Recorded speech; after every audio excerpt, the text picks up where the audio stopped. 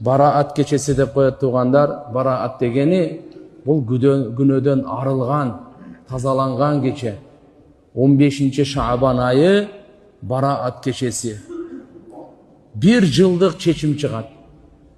Şu 1 жылдын ичинде дүйнөгө ким келет? Бул дүйнөдөн ким кетет? Ким ооруйт, ким шыпа табат? Ким канча ырыскы жейт? Риваяттарда келет, ким ажылык кылат, кылбайт? Ушу 1 жылдын чечими ушу Шаабан айдын 15-inde чыгат. Ушундай касиеттүү улуу түндөрдө Алла Таала бенделердин күнөөлөрүн кечиремин. Бирок дек сактагандардын, дайыма арак ичкендердин, ата-энесине ак болгондордун күнөөлөрүн кечирбейм деген риваяттарда келет. Ошон үчүн биз күнөөлөрдөн тооба кыла турган, өзгөчө бири-бирибизге болгон мамиледе, ылдыйөдө капа кылып, көңүл оорутуп, ушундай болуп калса, бири-бирибизден кечирим сурашып алайлы.